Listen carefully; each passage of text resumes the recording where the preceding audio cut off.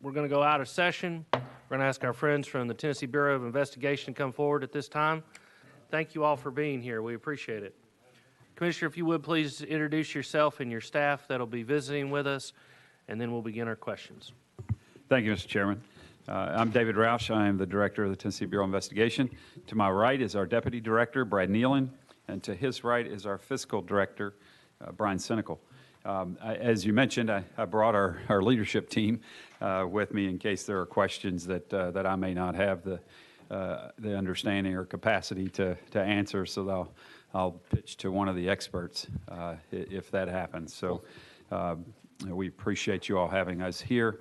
Let me start by talking a little bit about kind of the state of crime in Tennessee. Please. To help you kind of understand where we are today in terms of the challenges that we face.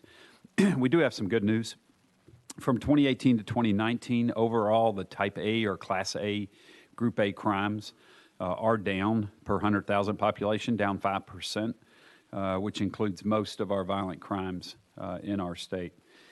Overall, the arrest per 100,000 population is down 6%. Murder has continued a 2-year decline in our state. It was down 8% in 18. It's down another 1% in 19. Rape has continued a 2-year decline, down 4.7% in 18 and down 6% in 19. Other violent crimes that have dropped from 18 to 19 include assault, down 4%, aggravated assault is down 2%, and robbery is down 17%. While all of those numbers are very promising, we have a concern. So the concern is a result of what we're seeing in the drug side of our state. So what we have recognized is that marijuana has been the #1 drug in our state, leading all other drugs for years. We usually get a little over 10,000 submissions of evidence on marijuana in our drug labs. And so we see that drug consistently being an issue in our state. However, 2019, that number has changed. The #1 drug in the state of Tennessee as of 2019 is methamphetamine. And it's not the methamphetamine that this body did great work to get control of. So the work that this body did to control homemade meth labs and to keep that from plaguing our communities has been very effective. We have been able to shut those down. We don't see much of the homemade stuff anymore. What we're seeing is pure crystal meth coming from Mexico, and it is absolutely overtaking our state. So this past year, in 2019, the #1 drug, as I stated, is methamphetamine. Over 12,000 submissions to the lab of evidence on methamphetamine. It's an interesting drug in that it is probably one of the most dangerous drugs we've ever seen. The problem that we see with methamphetamine is that when an individual uses that drug for one time, they become an addict. One use is all it takes. And it immediately starts to change the brain. So much so that it is irreversible. Unlike the opioid crisis that we are coming out of, this is much worse. And so the opioid crisis, what we know is there is treatment. There is medical assisted treatment that can be done, and people are getting their lives back. Once they're clean for 18 months, their brain rewires, and they're able to go back into a normal functioning life. That does not happen with methamphetamine. The brain will not rewire. There is no medical assisted treatment. The only treatment is long-term inpatient care and continued counseling and psychoactive drugs to keep them stable after the fact. So our concern, obviously, is what we will see going forward. The concern on the crime side is we're already seeing violence tick up. We're already seeing very violent activities for those who are on meth, those who are dealing in it. Just recently in Chattanooga, a trooper was shot as he was attempting to stop a meth dealer who was using the product, got out of his vehicle after it crashed, and opened fire on the trooper with an assault rifle. And that's the type of behavior that we are seeing as a result of this drug. And so it's just going to get worse if we don't take the steps we need to curtail it. Now, we're doing a lot of efforts on the enforcement side. More needs to be done on the education side. People aren't scared of this drug, and they need to be scared of this drug. And we've got to get it out there so people understand what it will do to them and what it's doing to our society. It is a concern. It is something that I am singing to the tops of the hills about, so that we don't go down this path that we've seen with our previous drug problems. This one, again, is going to be the most violent that we've ever seen. The fix for it is limited. I've had this conversation with the Department of Health and Department of Mental Health, and we're trying to figure out what to do to prepare for this, because it is not going to be a pretty picture. The next phase we see that's going to happen is the next drug is the benzodiazepines, because you're going to have to treat the folks that have this issue with benzodiazepines to calm them down. And so we know what's going to happen then is the same issue we've seen with opioids, is we're going to see an overprescribing. We're going to see that measure response is going to cause another crisis. And so we're screaming as loud as we can to help people understand what we're facing and what's coming. And so I want to make sure that you all have that frame and understand what we're going to see as we go forward in this problem, as we move forward. And it is not a drug that's just a drug inside of our cities and our urban areas. This is a drug that's hitting every spot throughout our state. It's hitting the rural communities as hard as it's hitting the urban communities. Quite frankly, why is an easy answer, is because as we watch drug cycles go, we go from uppers to downers, and so now we're going back to an upper. We've gone from cocaine, we've gone down to the opioids, and now we're going back up with methamphetamine. And so the difference, though, is how high the usage of opioids has been. And so folks that are looking for that escape for whatever reason, methamphetamine is becoming the answer. And so that's the challenge we have as we move forward. And you know, I hate to put the dire information out there, but it's the truth, and we've got to be prepared, and we've got to get ready for it. So that is our wave and things that we know is coming. As we look at our budget for the Bureau, we were very conscious of a couple of things. One is when I came in the door a little over 21 months, or right at 21 months ago, with the Bureau, I was given a pretty specific directive, and that was to take a look bureau-wide at how we do business, find out where our needs are, where we're struggling, and where we can improve as an agency. And so we've been doing that since I walked in the door. This budget ask that we sent forward to the administration and we put before you is based on that assessment as we go forward. This assessment doesn't answer all the questions. This budget doesn't fix everything for the Bureau. There will be more as we move forward. But these are the things that we saw as critical needs that we needed to address this year. And we have more, obviously, that we're working on. So for this year's request, we sent forward to the governor eight basic requests that we had. The good news from that is the governor included 5 of those in his package, and we were very appreciative of that. So I'll go through those, the first of which, the first thing I recognized and noticed when we got here to the Bureau was that our operational funding is absolutely not in par with what we need in order to perform the functions that we're required to do. So with that understanding, we started looking at that funding and talking about how that funding comes in and why there have been shortfalls in the past.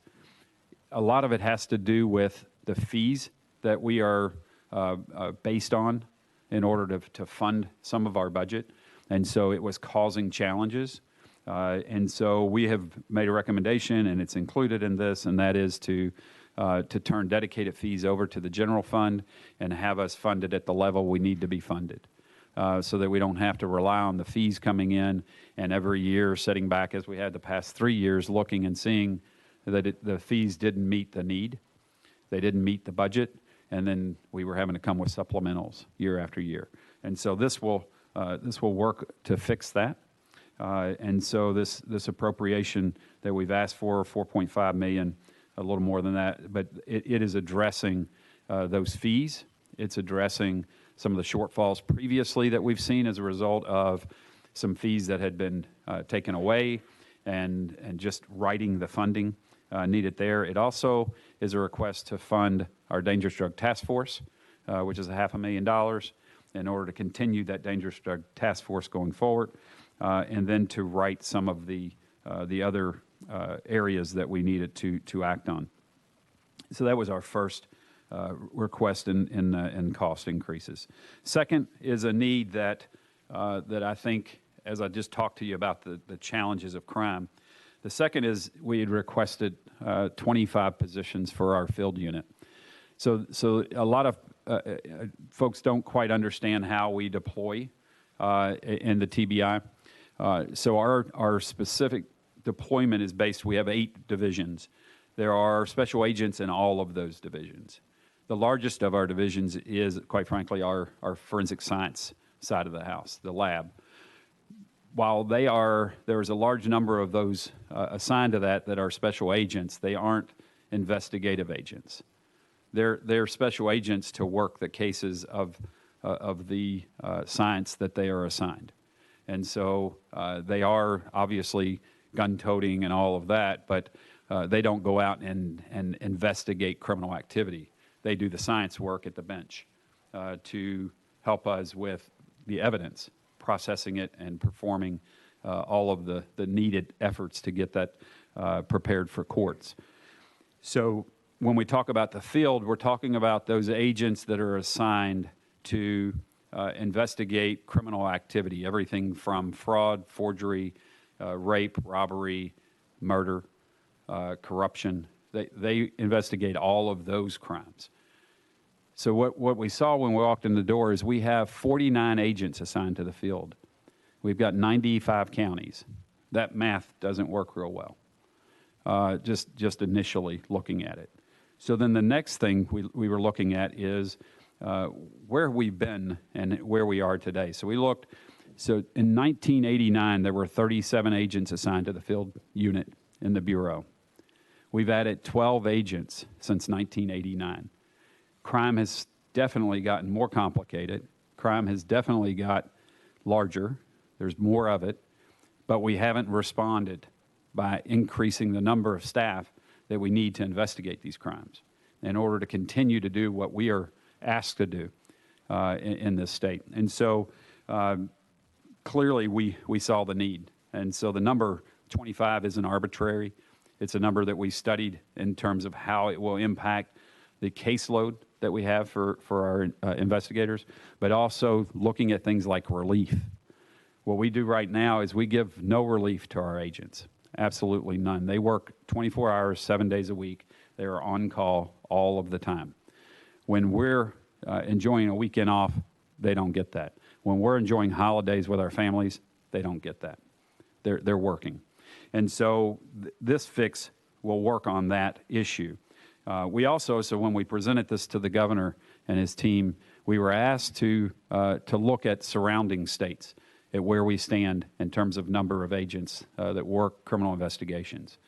And we did that. What we learned was that we are in last place, that we are number 10 out of 10 states in terms of our staffing per 100,000 residents. So that was a compelling number. We didn't know what it would show. The 25 ask puts us at number 7. It doesn't make us number 1. It puts us at number 7 on the board. Then the next thing we were asked to look at is violent crime rates. So we went back and did our study of these same 10 states with violent crime rates, and Tennessee is number 1 in violent crime in these 10 states, consistently. we're number one. And so that's another issue, obviously, we've got to deal with. Those are crimes that we are investigating. And so that's a challenge for us as well. So low number of agents, high amount of crime, that's a equation set for danger for us. So that's the need for our field. I'll talk about the next three pieces, but those I'll come back to because those were not funded. But we'll go to the next piece was adding 6 administration positions. Those positions were recommendations by audits that have been done on the Bureau, both by the Comptroller's Office as well as by the federal government. And so those audits had recommended that we add positions administratively to handle the challenges that were pointed out in those audits. And then the next is office space. What we learned is as we were growing, the space isn't there. So we were planning for the 24 agents that were added last year for our Medicaid Fraud Control Division. We planned for that increase, but we didn't plan for the addition of the 27 personnel that came over from Commerce and Insurance to investigate fires. And so that because of that, we have outgrown our space with the number of agents that we have for the different investigative techniques. And so we have this need to add additional space. Obviously, we include that with these 25 as well. And so we asked for additional space to handle that overflow of additional personnel. And then the other request that has been funded, it's not in the specific TBI budget, but it was funded, and that is our request for AFIS, the automated fingerprint system. And so we need to do a complete overhaul of that system. We are way behind in terms of upgrades. So to say that it's an upgrade would be not classifying it properly. It's an absolute overhaul that is needed for that system. And that is the first year funding is funded at $6 million. There's another $3 million that will be needed next year. It's a 24-month process to get the system to where it is, where it needs to be. And the importance of that system, I think, it's critical for folks to know, is the importance of that system is it helps us to identify not only those who may have committed a heinous crime, but it also helps us to clear those who did not commit a crime. And so that's the importance of that system. It is a key system that we need to have properly running and utilization of. We've had some issues, and I had a conversation yesterday where we were in the Senate and was asked about a case in Chattanooga, or just outside in Grundy County, where an individual, Mr. Brazil, has been recently released. His case, it came to our attention immediately when I entered the Bureau. And what we learned was during an upgrade of our system that had taken place, they ran some prints back through the system. And this was one of the cases that there was an unidentified fingerprint from the crime scene that was run through the system. It came back to a different person. It didn't come back to Mr. Brazil, who had been convicted of the homicide. He had, through his time, he had admitted his innocence and had done that his whole time. Through the time he had been in prison, 10 years that he was in prison. And he was convicted. And now, there wasn't anything inappropriate about his conviction. The conviction was done based on witness testimony, eyewitnesses. But this fingerprint, now we were able to identify, brought about doubt and information that we needed to make the court aware of and to make the system aware of. And so there were further investigative efforts done. The interesting thing is the individual that the fingerprint came back to, you hold his photograph up next to Mr. Brazil, and they resemble each other extremely close. Other factors, vehicles that matched that the two of them had. There were a lot of factors that were really similar. The interesting thing is, as well, is the criminal history of the suspect whose fingerprint came back. He is no longer with us. He had killed a policeman in Grundy County. and then I believe he killed himself, if I recall the case right. And so it was an interesting case, one that we needed to make the court aware of, which we did, ultimately resulting in Mr. Brazil being released from prison. And so that's the importance of this system.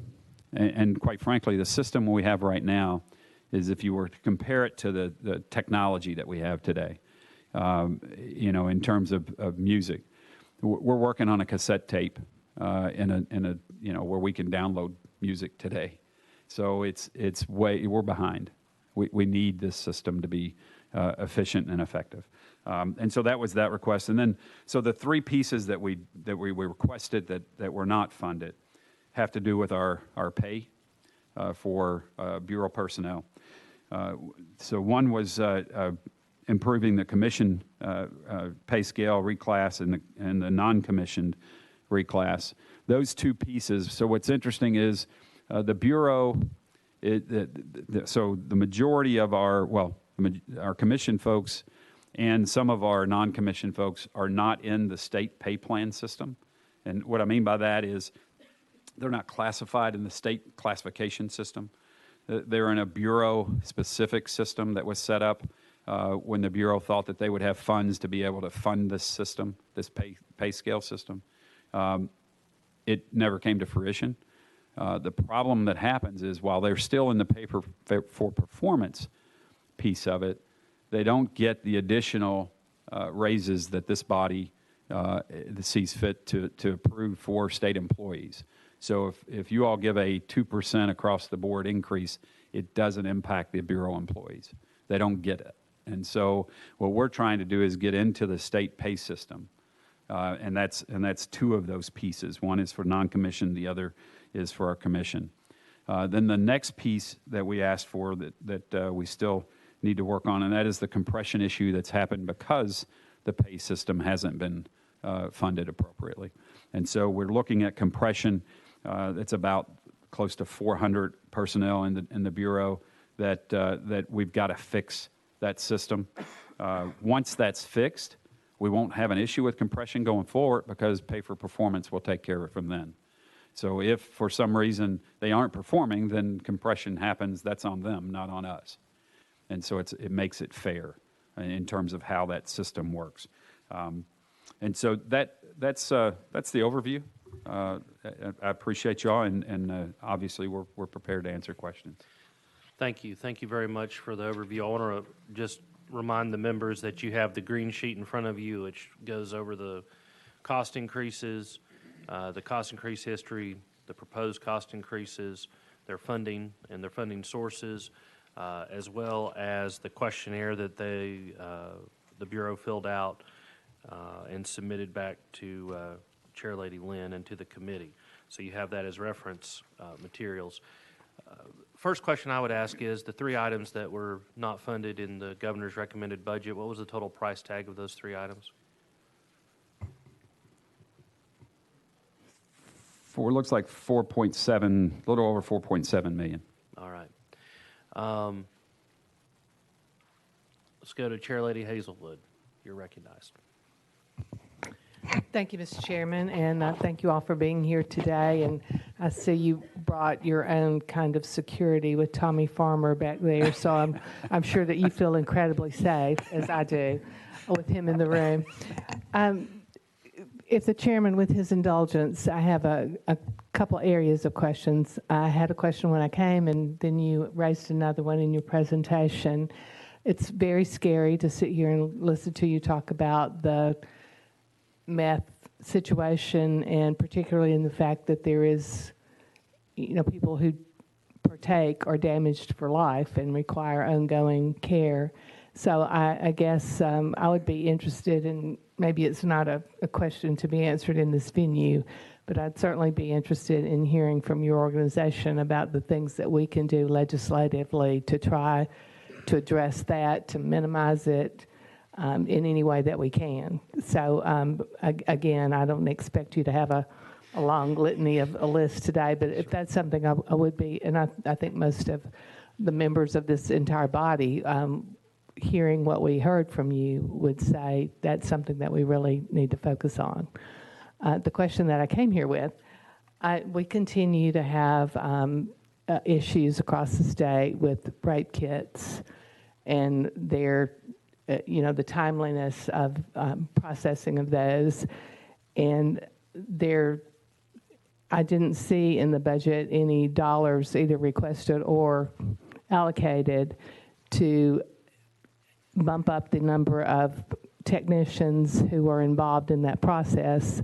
And I think I understand, maybe and remember from previous testimony, that you don't just hire them today and they're effective tomorrow. There's a lag time with training that they have to be overseen. So it seems that if we aren't adding any at this point, then we're not just behind this year, we're behind ongoing. And while it's great news that the number of rapes are down, at least the reported numbers, there are probably some issues about that as well. But what do we need to do? How can we address this? Again, what can we do as a legislature to make sure, it's frightening to think that because these kits aren't being processed, that we could have serial rapists out there who continue to violate other women and children. So with that sort of world hunger question, I would appreciate any insight you might have. Thank you. Thank you, Chairwoman.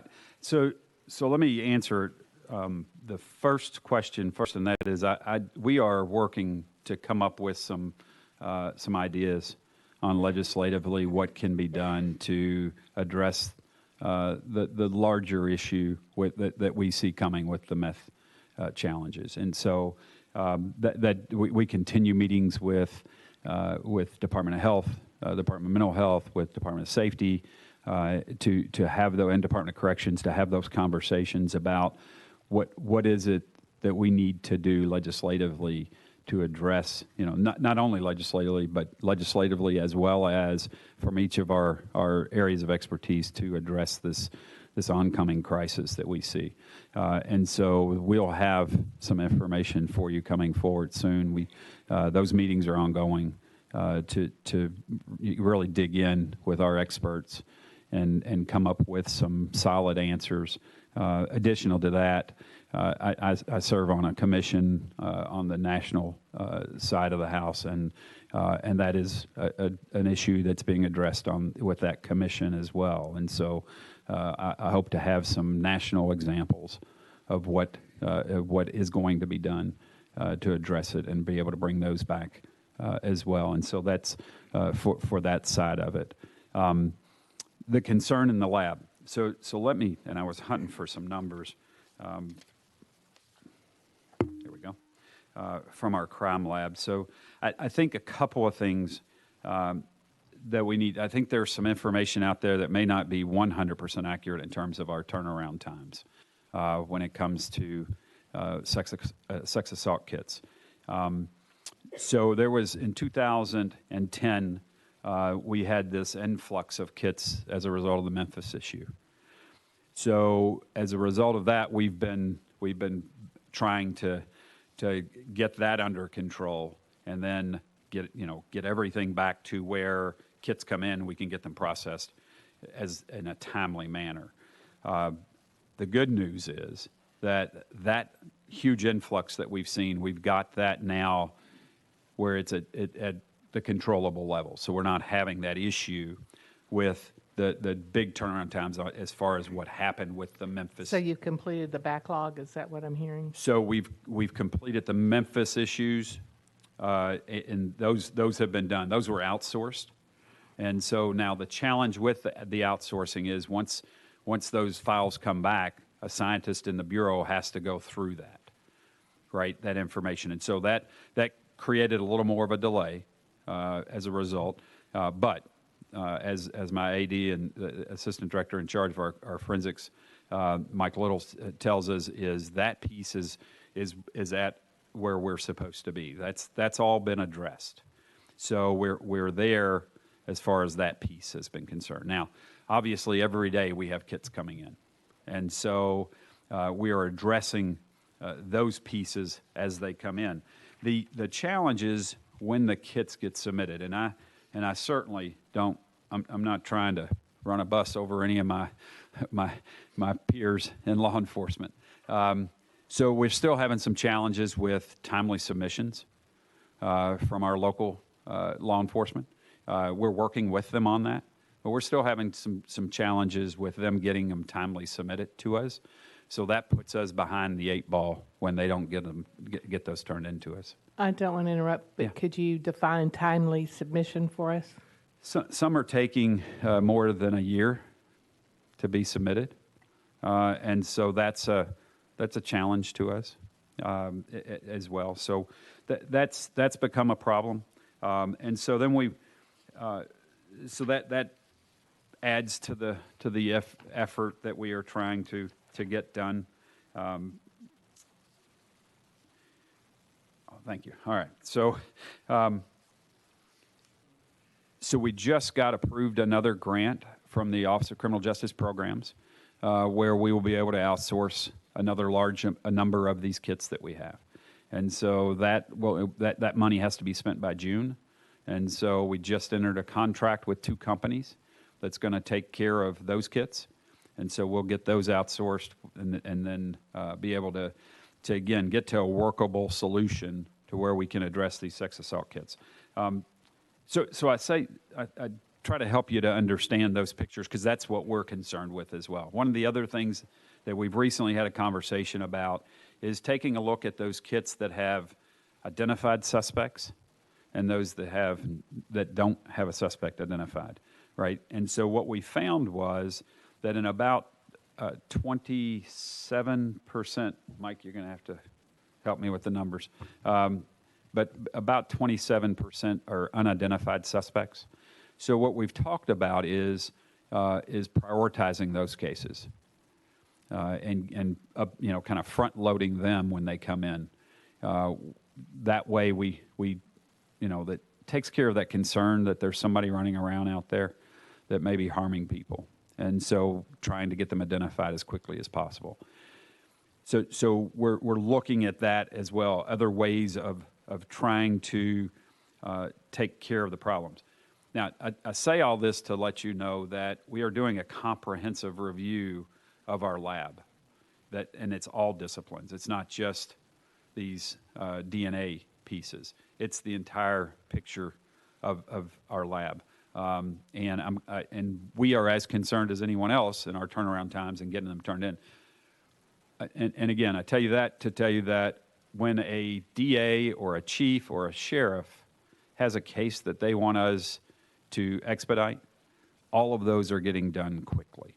Literally within a day to a week, those cases get expedited.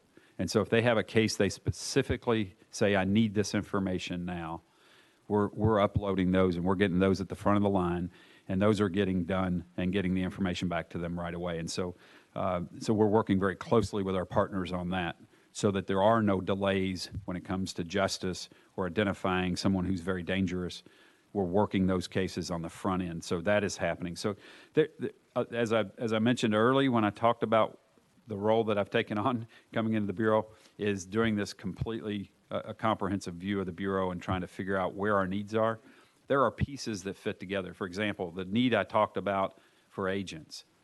So as we get agents, what we'll see is there'll be less of a need to pull a scientist from their bench to come out and work a crime scene because the agents are trained to do that. So we'll have agents to be able to do that, leaving the scientist on the bench so that they don't have to respond to a violent crime to do the lab or the evidence collection. So they'll remain in place. And that is also going to increase our turnaround times because they're going to be on the bench longer, and that will help. So that's why the agent piece was the first piece to see what it's going to relieve in terms of the bench time, and then we'll get a better picture and a better understanding of what we need in the lab rather than coming in and trying to piecemeal with this body. We want to be able to come in and comprehensively make a difference. And that's the best explanation I think I have at this point. Mr. Chairman, one follow-up question. So, okay, it's great that we are able to expedite upon request, But what is from the, irrespective of when you get them, from the time that they come to the TBI, whether it's a timely submission from local law enforcement or not, from the time that they are submitted to the TBI labs, what is the average turnaround time to get that back to law enforcement in the local area? I'm going to call on Mike because I had the notes, but you want to come up and turn your mic on there, Mike? This is Assistant Director Mike Little. He's in charge of our labs. Hi, I'm Mike Little. I'm Assistant Director over the Forensic Services Division, and hopefully I can answer what questions you have. So your question was about turnaround time. We began our turnaround time at the first of this fiscal year for sexual assault kits at a statewide average of 36.8 weeks. We're now down to 29.9 weeks. We have actually reduced the number of sexual assault kits requests that we have pending by 85, and we're down about 8.8% in the number of requests that we have out there. As the director did say, we're looking at a number of ways to improve our service on sexual assault kits. We currently have about 883 pending requests for sexual assault kits, which seems like a big number, but when you look historically at the sexual assault kits activities that we've had in the past, we've been hit by a number of different things. First of all, in 2010, we had almost 4,000 sexual assault kits submitted to the laboratory, mostly from the city of Memphis. We average about 1,000 kits a year. So that was a huge lift for us, and we actually worked those cases in-house. Since that time, there's been a huge push on people identifying sexual assault kits, on law enforcement agencies looking for those. We've had an increase in the number of kits submitted to the lab. Some of those have been outsourced. Some of those have been worked within the lab itself. The problem with outsourced testing is that when those are tested by an outsourced lab, they don't have access given to them by the federal government to the CODIS database. They can't identify which of those kits have a suspect that they can link to another case or given a name to. So any of those kits that they identify a DNA profile from has to come back to the laboratory to be entered into CODIS to be technically reviewed. In the last 5 years prior to 2019, we did reviews on 6,000 kits and entered those into the CODIS database. So we have had a huge lift in sexual assault kits in about the last 10 years. We're hoping that we have driven this boat out of the hurricane and that the storm is mostly behind us. But as the director did say, we are still seeing kits that are submitted to us not in a timely manner. In 2019, we had 1,223 kits submitted to the crime lab. Of those, 107 of those kits were not in meeting with the 60-day requirement that you guys have set forth. Additionally, 118 of those kits were greater than 1 year old. So there are still some some backlog kits out there that we're dealing with. We're seeing fewer of those than we have in the past, but that is still a concern for us. I thank you for the information, and I'm glad to see that the trend in time is going down. I would submit to you that if I or someone that I cared about was assaulted in that way, I'm thinking that waiting almost 30 weeks for some kind of test to determine who the culprit might be is, that's a long time to wait. So I would encourage whatever you can do to continue to drop that. And I guess I am a bit concerned, and I understand, Director, your logic of we want to see what sort of relief we get by using field agents as field agents and leaving the scientist on the bench before you say we need 20 more technicians. But it is concerning knowing that even if we hired those 20 technicians today, it would be a year before they would actually be effective. So I would ask just continued consideration and thought on that issue. And I thank the chairman and I thank the commission for your indulgence in letting me ask all these questions and take up quite a lot of time. I apologize for that. Thank you. No apology needed. It's very important. The 60-day requirement you spoke of, that's statutory, Yes, correct? it is. What's the penalty for not submitting it in the statutory required time? I'm not aware of a penalty. Sounds like we can put that on our list then. Seriously, what's the point of having it in the statute if there's no penalty to it? Is there how do I put this? Is there consistent communication from the Bureau with the law enforcement agencies about, hey, TikTok, let's go? You kind of gone over your time limit. Is there a consistent communication from you all? So we constantly, so I meet, myself and the deputy director, we meet regularly with our chiefs, our sheriffs, and our DAs when they have their respective meetings. And those are conversations that we have, is about paying attention to this. The challenge we have is we don't know when there's a kit. So that, it's hard for us to say, hey, you've got a kit, you need to get it to us. And so our conversation and communication is, what the requirements are, help us out here. When you outsource it, is that a standing open contract? No, so what happens is when funding is made available, as we just recently got, basically OCJP calls us and says, we've got some funding for this, can you all use it? And obviously, we certainly we can use it, and that's how it happens. So we have to open a new contract each time. For evidentiary reasons, I would assume you take measures so you don't break chain of custody, correct? Absolutely. Chain of custody is critical, as well as testimony. So Even it's though you're included. sending it to an outside, Yes. non-law enforcement organization to be tested, it still falls within the rules of chain of custody and chain of evidence and all of that. It does. That's all part of the contract. All right. Chairman Williams. Thank you, Director, for being here. It's always good to see you. I guess, when I talk to citizens in Putnam County, we don't, I guess our perception is that crime isn't growing at the rate which I heard today. And, over the last 2 years, when you look at 2 budget cycles, when you look at this, we've added, quite a few positions. In a 4-year period, it says here 18% growth. And so I guess if you could help me communicate back with my district and saying, these are the reasons why you need a TBI agent instead of a Putnam County Sheriff's Office or a City Cookeville Police Department or Baxter or whatever, because I'm having a hard time understanding or communicating about what it is you're doing that they're not doing or what they're doing that you're not doing. Could you help me with that? Yes. So a couple of things. One is on the added personnel. So 24 Medicaid fraud control agents were added last year. Medicaid fraud is obviously a different issue.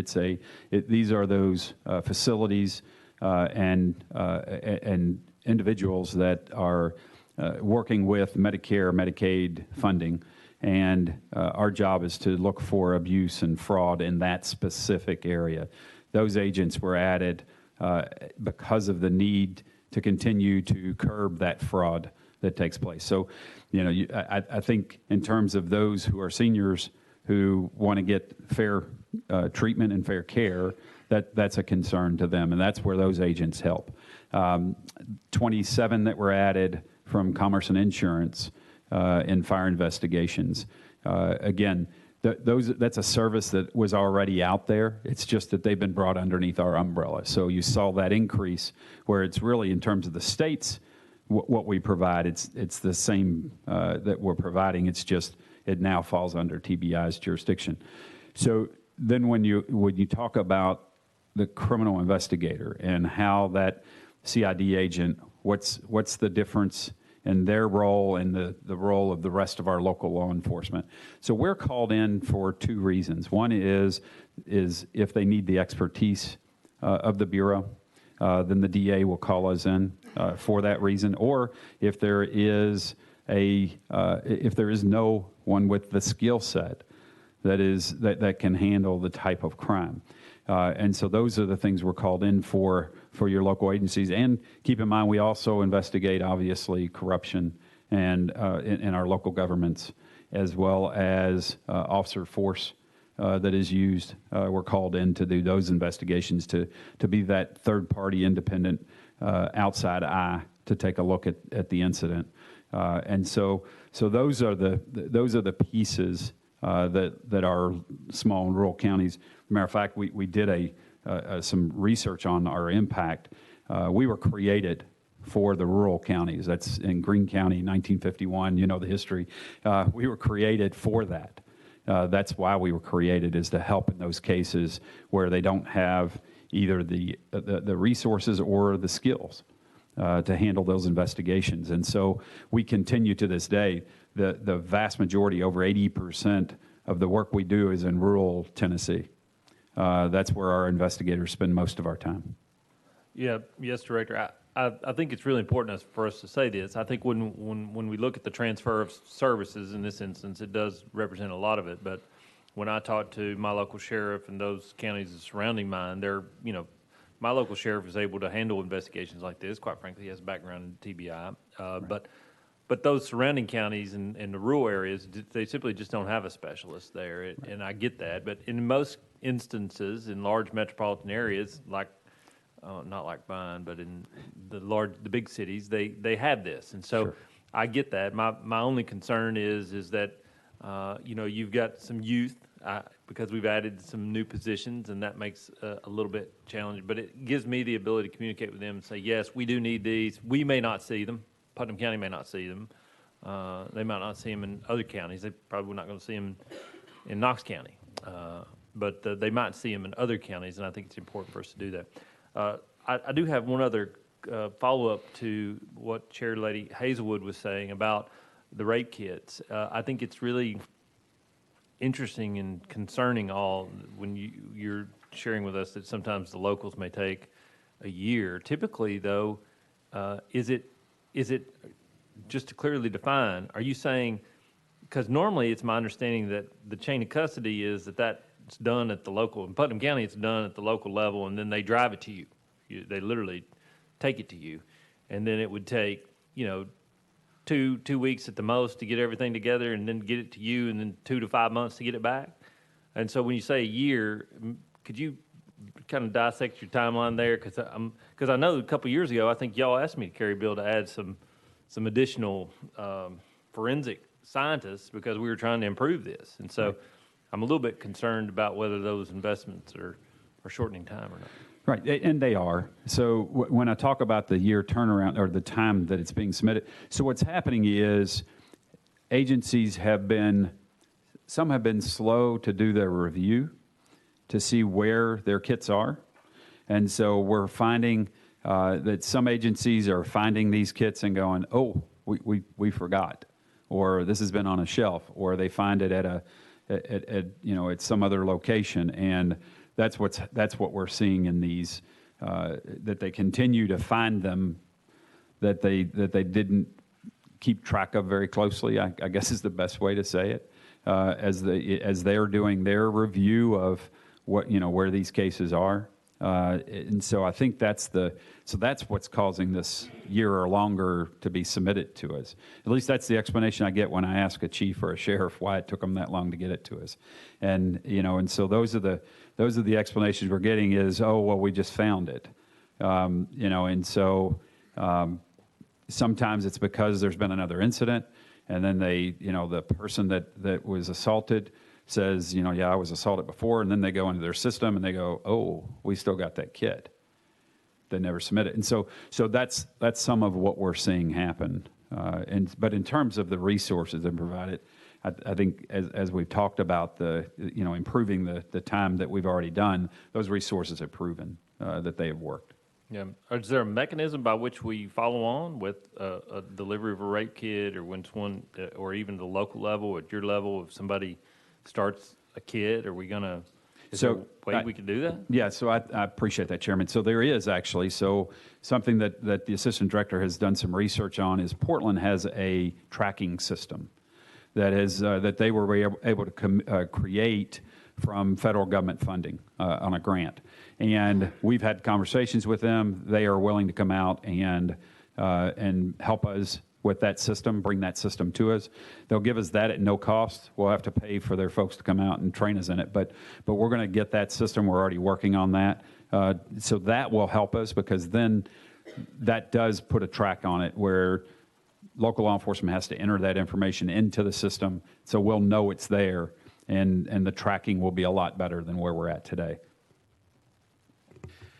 While we're in the vein of talking about lab work and lab technicians, even while you're doing your evaluation, because I believe you told me when you met with me, it was 12 to 18 months for training and getting a lab technician up to go. And to Chair Lady Hazelwood's point, I'm not asking in any way to overspend, but for goodness sakes, couldn't we get 5 in the pipeline, or I don't know, just something so that we're not perpetually always behind. And I applaud the efforts that you've outlined, that you're working through all of it, and that's great. I'm very concerned about we didn't know we had a kid or we lost I don't even understand that. But is it a financial reason? Is it an accountability issue? What is the reason for not just saying, look, we don't know the exact number of technicians we need yet, but we sure could use, we know just from sheer volume, we're going to need a minimum of X, and go ahead and submit that as a formal budget request? Yeah, so my reasoning on that, Chairman, is one, I don't want to piecemeal this. I don't want to do it, let's get, a little today, and then we'll come back tomorrow and ask for a little more. And we want to do it, we want it to be the fix that's going to take us forward for at least the next 10 years. And so that's the thing we're looking at. I appreciate you and Chairman Hazelwood. I appreciate your sentiment, and I understand it. I certainly have the same regard in terms of, what can we do today? That's why we're looking at things like, moving the unknown suspects to the top of the list, working on getting this tracking system. So we're looking for those fixes that will improve the response while we continue to work on figuring out what the hard fix is going forward as we look. I certainly would be receptive if this body decided to add 5 bodies to the lab in addition to what we've already received. It's not a request we've made, but if this body chooses to do that, I would accept it. How many kits does a technician go through in a year? How many kits does a technician go through in a year? That's a tough question. Probably between 120 and 200, depending on the complexity of those kits. Something that we need to discuss perhaps is that there's been a lot of talk about sexual assault kits, and you're talking about the box itself and what is some pretty consistent evidence. Those have been pieces of evidence that have been amenable to outsourcing because private laboratories like to work things in an assembly line fashion. And so evidence that is like the evidence before it works well. What we're seeing, though, is that these cases, they're cases. They're not just kits. So we frequently get bedding. We frequently get clothing. So it's difficult to say that one case is just like the case before because they are all unique. Mm-hmm.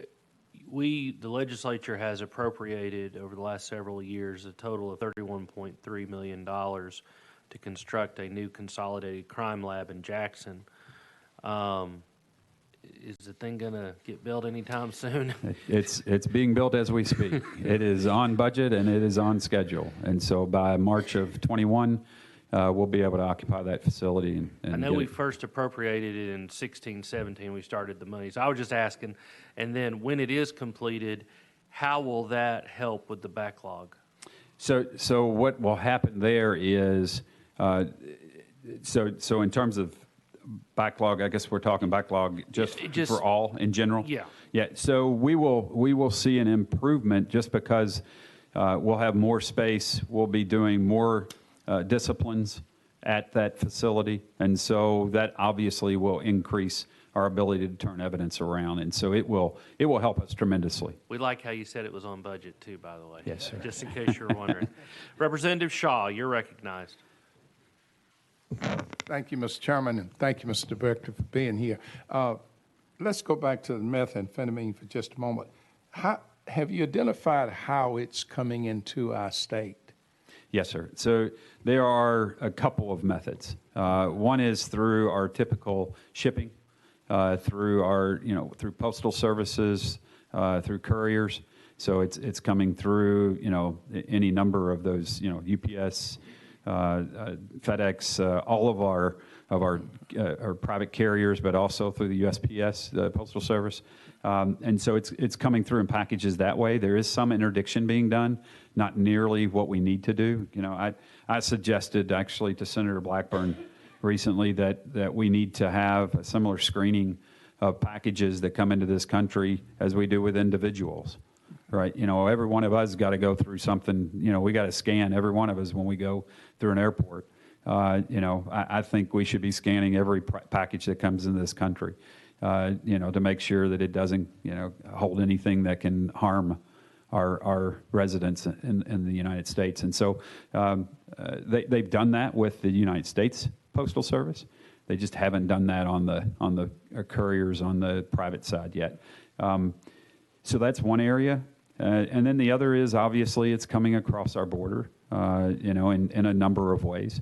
It's making it to Tennessee when it comes across the border, and it then ships, you know, either through vehicles or other methods into the state from, you know, source cities to us. Atlanta, Detroit is a source city coming from the north, and so we're seeing that.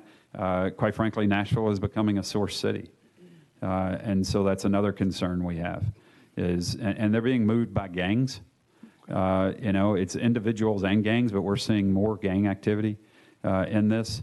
Quite frankly, the cartel is alive and well and working in Tennessee, and we know that. And so that's another concern that we have that we're working on, is identifying those individuals and working to root them out. And so there are a number of areas that we know that are bringing it into our state. Is there any kind of scripted message maybe that we could get from you where as we go through town halls or maybe in our churches or whatever, that we could use to encourage probably millennials more than, I don't know, I may be speaking out of terms, more than anyone else to stay away from the drug because of the effects, what it does? Yeah, so I'm not sure how we get through to the newest generations. We've been trying to figure that one out. You know, our generation, Representative, we got scared when they showed us the faces of meth, right? Yeah. We understood what that meant. We were scared when they showed us the egg in the frying pan, and told us that was our brain on drugs. That's not working today.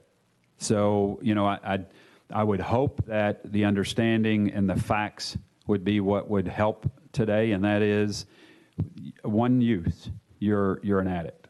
I think that message, and then the ultimate understanding is meth kills, and we're seeing that. It's increasing our overdose deaths. You know, while we're seeing a decrease overall in overdose deaths, we're seeing an increase in those dying as a result of meth.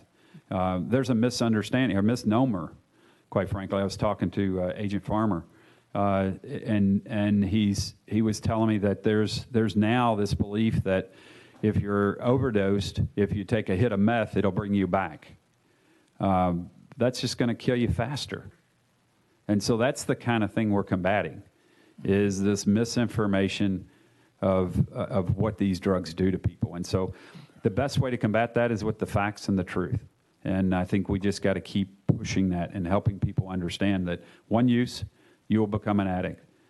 Once you're an addict, your brain will change forever. One, two more questions. Thank you, Mr. Chairman. On another note, and I just left the meeting just a few minutes ago, actually, we were talking about some legislation, expungement legislation.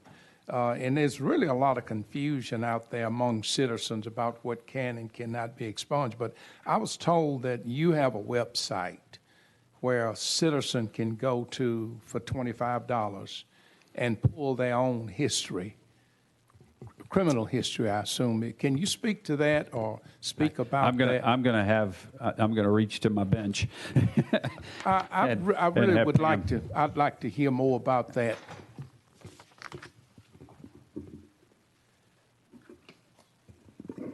Good afternoon, Pam Beck, Assistant Director over Criminal Justice Information Services. Mm-hmm. We have a Tennessee-only criminal history that a person can pay $29 is the price. Okay. For and see what's showing on their Tennessee criminal history. Okay. So it's Tennessee only. Only. Okay.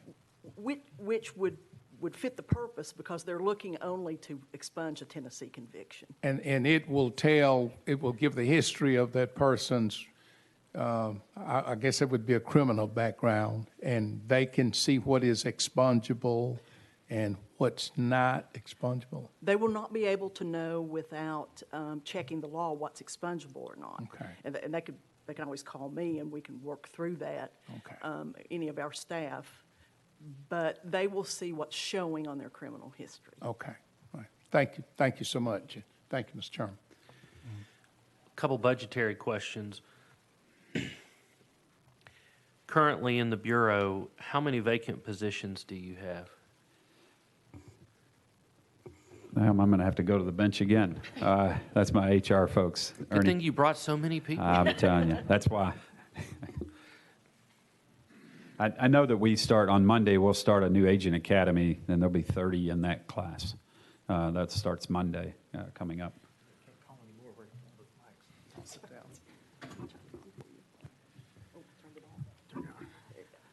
Ernie Ricketts, Human Resources Director for TBI. Hi, Ernie. Over here. Keep going. Keep going. We currently, as the director mentioned, we have several open positions that we're in the process of filling right now.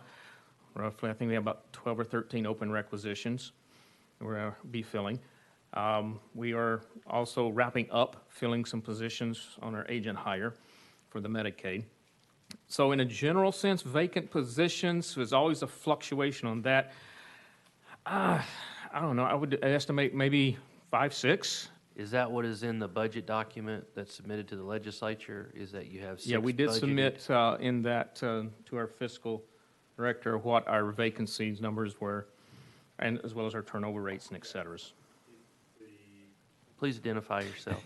Brian Senecal, Fiscal Director. Thank you.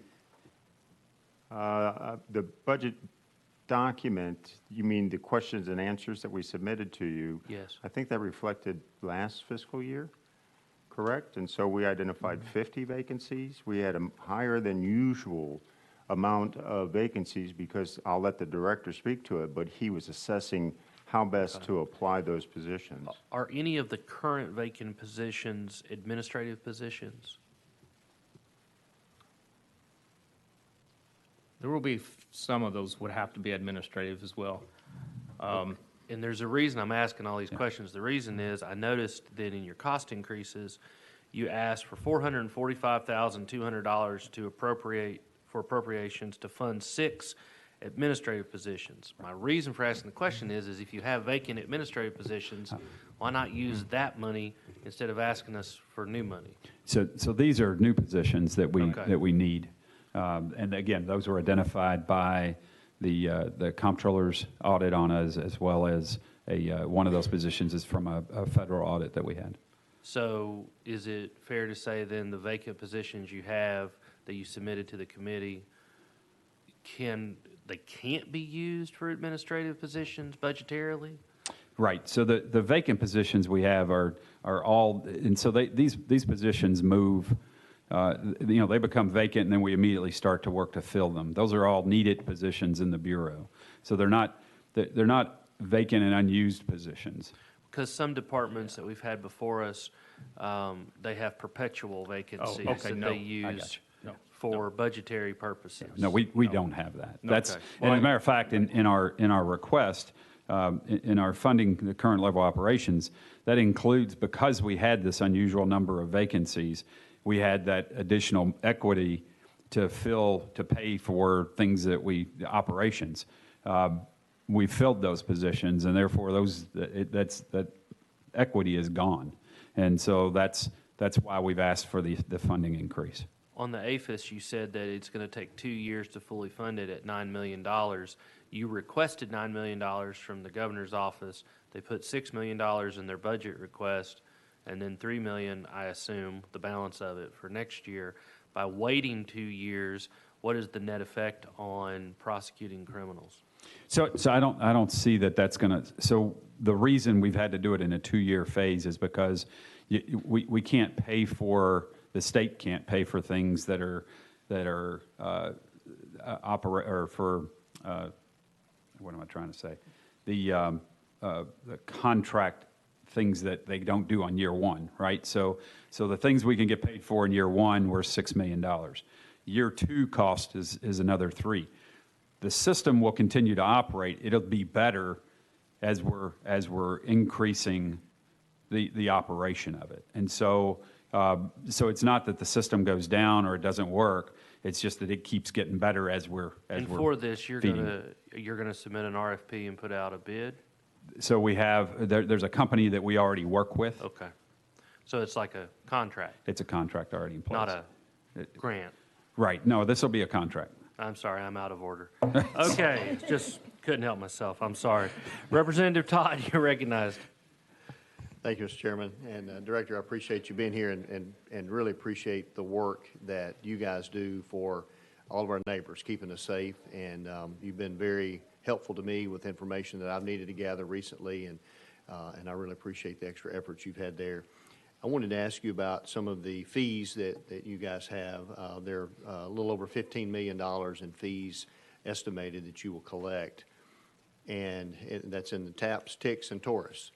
So what I wanted to know is, can you give me some ballpark idea of what the agency's cost is for those? So I know you may have to pay some fees to be able to, utilize some other part of a system on the federal level, or obviously personnel. Do you have a cost breakdown? Kind of trying to figure out, okay, what does this really generate for you in net profit, if you will, that helps fund other things in the agency?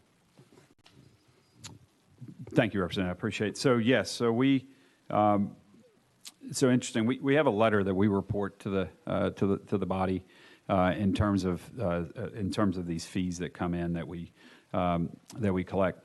As a matter of fact, so they come in at about, at least the TICS fees come in around $5 million, 4.7.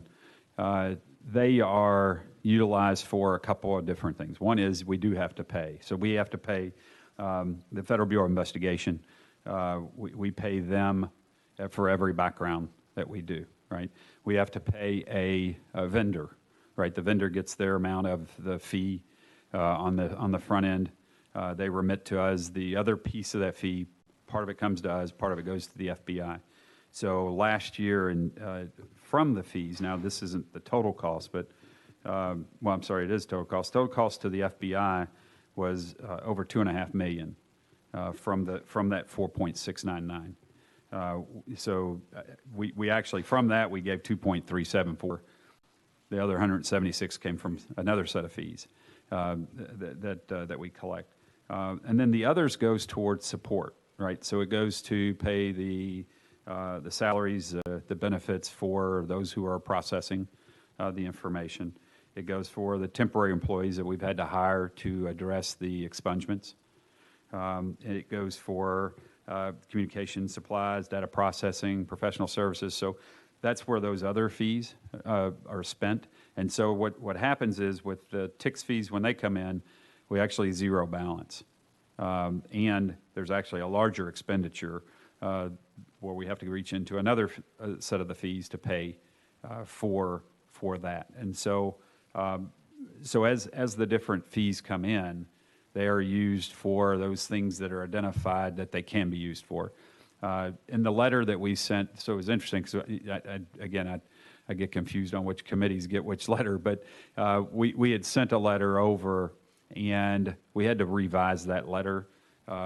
What happened was, after we looked at it, actually a question from Representative Hazelwood got us looking closer at it. And so when we looked at it, we realized we weren't giving a full account, and we wanted you all to see where this money goes.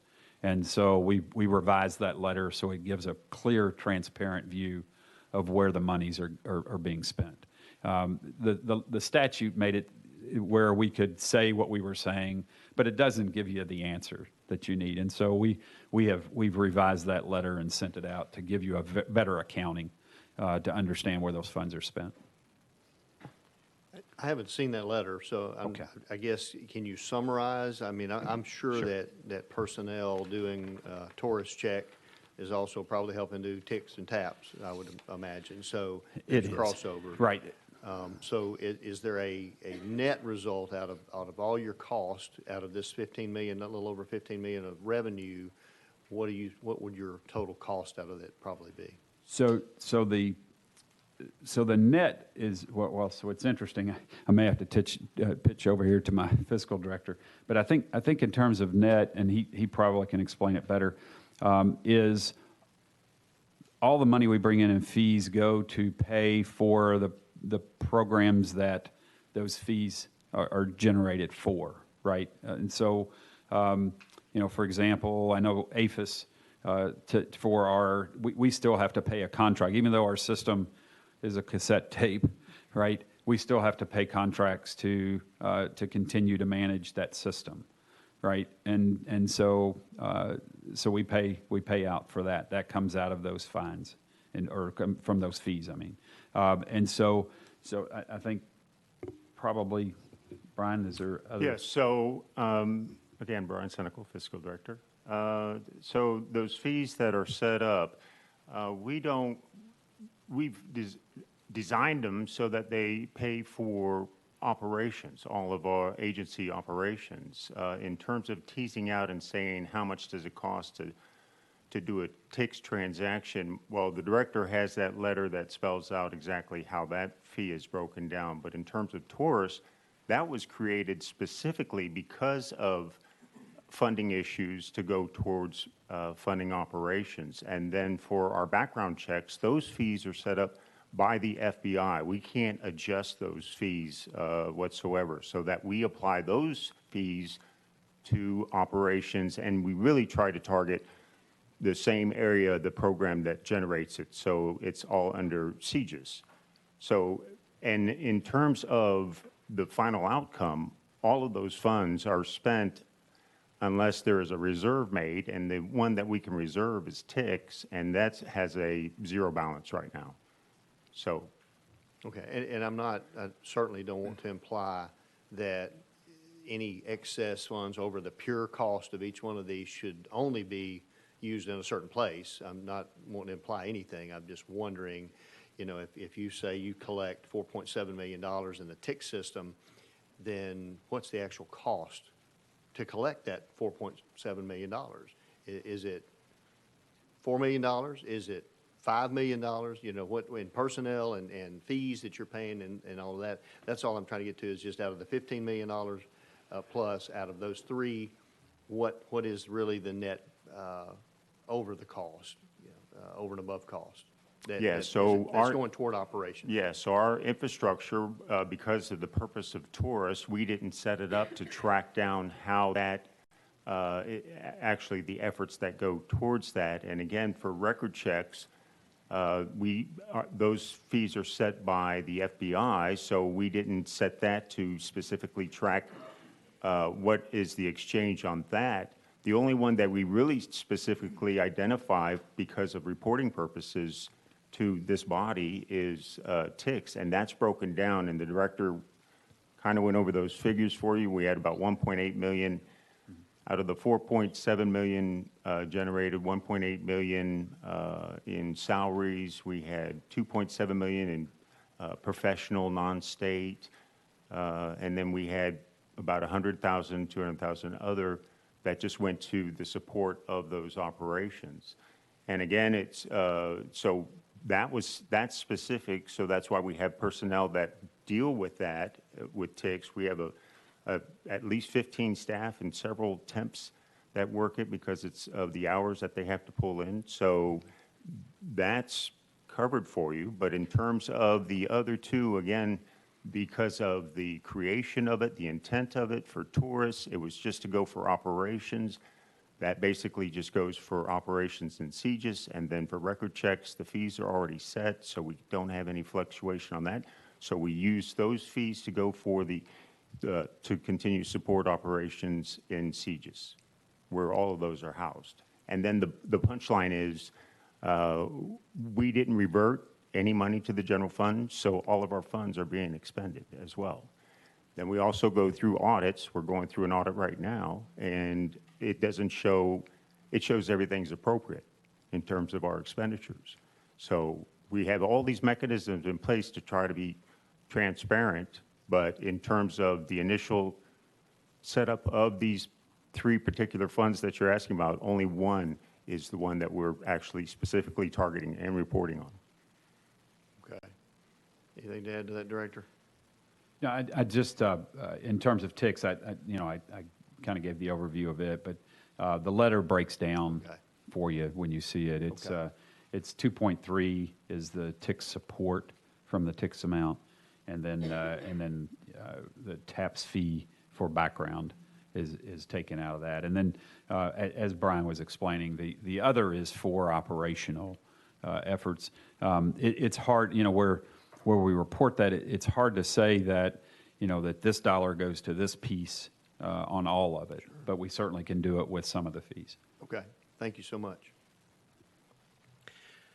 The Department of Justice awarded approximately $95 million on November 7th of last year to safety efforts here in Tennessee. The funding came from the Office of Community-Oriented Policing Services, Office of Justice Programs, Office on Violence Against Women, and the idea, they said, was to target violent crime, support law enforcement efforts to combat the manufacture and distribution of illegal drugs, improve officer mental health and wellness, and enhance school safety.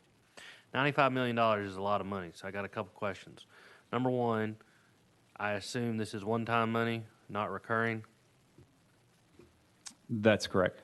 Well, that's unfortunate. And number two, how much of that is the state actually getting to keep versus how much is being distributed to locals? So that, of that 95 million, I'm not sure the exact breakdown, but I can tell you the vast majority of it goes to local agencies. Like 60%, 80%? Probably closer to the 80%. Okay. And whatever the state does get to keep, I assume there's a lot of requirements and strings There about are. what So- it can and can't be spent on. Yes, Chairman. So we get, at the Bureau, there are a few of the grants that we directly get. So we get human trafficking grant that we're working on setting up human trafficking task forces throughout the state. We get a grant on heroin and meth. Both of those are managed by our Dangerous Drug Task Force. We get a grant on dangerous, or the Drug Endangered Children grant that's handled through our Dangerous Drug Task Force. Again, sexual assault processing kits, that comes from the federal government. There are technology grants that we're working as well for things, for investigative efforts and things like, we're looking at a system called Rapid DNA. It's more of a lead generator at the scene of a crime than it is really kind of a, being able to say this DNA belongs to this person. It's more of another potential identifying who a possible suspect is. Is the 95 million, is that I'm not asking for a schedule, but is that a semi-regular amount that comes through the feds, or is this just like, wow, we got $95 million? Yeah, so typically those grants are 3-year grants. Okay. And so they'll come in and they're expended over the 3 years. You can apply every year, and so that's what we do. We apply to see if we can get, just like local government. I know a lot of the local governments that were getting grants were, for school safety. They had grants for SROs. They had grants for hiring police officers. And so I know that those are, peer support is another big grant that was given out to a few agencies. I know Memphis and Nashville got those grants. And so it's a number of different types of grants, but it's a 3-year cycle. And then they're in the middle right now of taking applications for grant money now. And So in those instances, you're a pass-through agency? So for those we get some of dollars? those. Okay. OCJP is the pass-through for most grants, but a lot of them go straight to the agency. Well, and from a financial perspective, I think this committee would deliver the message, and you probably are already doing this, but we just want to make sure that if for some reason at the end of the 3-year cycle, you're going to need state funding to supplement any of these things, please, for goodness sakes, let us know before the end of the 3 years. Don't wait till it's almost done or done, and please don't encumber us on something that maybe it's recurring-ish. Right. And then that's just a real concern because we want to be helpful, but we can't, there's no way that we could come up with 95 million like that. Right. So that's just That's a why worry. we like the federal government. That's just somebody write that down. Somebody write that down that he said that. Another thing on the fees, to Representative Todd's point, I want to, so you've got the background check money. Last year you received, or you collected, I should say, $2.4 million that went back to the general fund. Then this $4.1 million in supplemental funding has been provided for operational support to balance the difference of the loss. So is supplemental funding going to be an annual thing for this, or was that a one-time thing? No, the supplemental is one time. Okay, all right. And you mentioned you requested 31 positions, is that correct? Yes. You Well, received- actually, we requested, so it was actually 41 positions. Sorry. Okay, so out of the 41, the governor is recommending to the legislature 25? No, 31. 31, 25 agents. So and I can report, because we've had a conversation. They actually put the funding in for the 10 positions, and so we've been told that the governor's office is going to put those 10 positions back in. Okay. And those are all? And are those- the funding's already represented. And the It's just- 25 of the 41 is field agents? Correct. And the rest is? So 10 will be to work on expungements, and then 6 admin positions that are fiscal will receive a few of those, HR training. All right. My final question for today, and then, of course, if any members have any other questions, but my final question is from a law enforcement perspective. We have legislation before us this year about everything from the decriminalization of marijuana to the medicinal use of marijuana. From a law enforcement perspective, I'm not asking you to take a position on the bills. I am asking, though, if we were to pass any or all of these bills, in your learned opinion, what would be the impact on public safety? I appreciate that, and I will take a position, and I have taken a position, so I don't have a problem stating that, and that is cannabis is an illegal drug on the federal schedules. It's a Schedule I drug on the federal level, and because of that, we don't need to pass a state law that contradicts that, number one. Number two is the dangers of that drug. It continues, and we were just having a conversation with Tommy Farmer earlier. We understand that the number one drug that's involved, quite frankly, in the vast majority of our violent crime is marijuana. You know, most of the people have this opinion that it chills people out. It does not. And so it is a violent drug, and it does cause violence. And so I absolutely oppose that. If those measures were to pass, then we'll be coming back for more funding in order to be able to address the violence that's going to result. All right. Any further questions or comments for our guests? All right. Director, thank you very much for being here. Thank you, Mr. And to Chairman. your entire large staff, thank you all for being here, and thank you for the work you do for our citizens. Thank you. And Without thanks for the objection, committee. we're back in session. We'll take a motion to adjourn from Representative Hull.